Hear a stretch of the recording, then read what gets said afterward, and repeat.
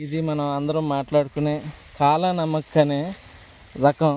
ఇది నార్మల్గా ఉత్తరాఖండ్, డెహ్రాడూన్ తర్వాత మన ఉత్తర భారతదేశంలో పండే ఒక అద్భుతమైన సుగుణాలు కలిగిన, పోషక విలువలు కలిగిన ఒక రకమైన ధాన్యం. ఇది చాలా అంటే ఆరోగ్యపరంగా, టేస్ట్ పరంగా అన్ని రకాలుగా బాగుంటుంది. మెయిన్గా దీంట్లో లో గ్లైసిమిక్ ఇండెక్స్ ఉంటుంది. తర్వాత ఎలాంటి వాతావరణం, నాకు తెలిసి ఉత్తర భారతదేశం మన వాతావరణంలో బాగానే ఇది పండింది మాకు. తర్వాత గింజ కూడా చాలా సన్నంగా చాలా చక్కగా ఉంటుంది. తెలుపు, బియ్యం తెలుపు, గింజ నలుపైన బియ్యం తెలుపు. మీకు అంతే తీయండి బియ్యం.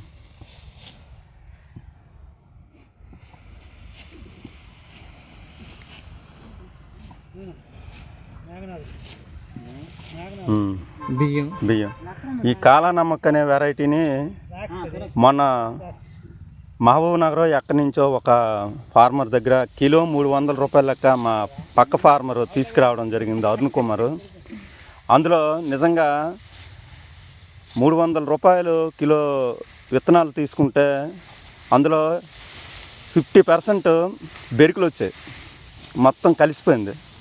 అంటే విత్తనాన్ని అంత చక్కగా తయారు చేసి అందిస్తున్నారని దానికి అది ఒక నిదర్శనం.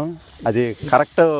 రైతులు విత్తనాన్ని తయారు చేసేటప్పుడు ఈ సిస్టాన్ని ఫాలో అవ్వాలి, అంతేకాని మనకి ఇష్టం వచ్చినట్టు విత్తనాన్ని తయారు చేసి రైతులకి ఎక్కువ ధరలకు అమ్మడం అనేది అది కరెక్ట్ అయినటువంటి. చూడండి, ఒక వెరైటీకి గ్యాప్ ఎంత ఇచ్చారో చూడండి, 2 అడుగులు. ఈ గ్యాప్ ఇచ్చినప్పుడు కేలీ ఒకటి ఉండదు. తర్వాత మేము ఈ పూత వచ్చే టైంలో చీరలు కడతాం, లేకపోతే అడ్డుగా ఇవి కడతాం. అప్పుడు ఈ క్రాస్ పాలినేషన్ అనేది వండుకున్న విత్తనం తాలూకా ప్యూరిటీ మెయింటైన్ అవుతుందని పెద్దలు చెప్పడం వల్ల ఆ విధంగా ఫాలో అవుతాం.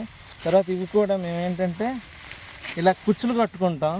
ఇదంతా కోసేసి మొత్తం అంతా చేయడం కాకుండా మొత్తం అంతా ఇందాక చెప్పినట్టుగా మొత్తం మనుషులే ఆ పాతకం పద్ధతిలోనే చక్కగా విత్తనం అంతా కట్టుకోవడం, చేసుకోవడం చేయడం వల్ల కేలీ అనేది ఉండదు. తర్వాత అడిగే రైతులకు కూడా మంచి విత్తనం ఇచ్చిన వాళ్ళం అవుతాం. అది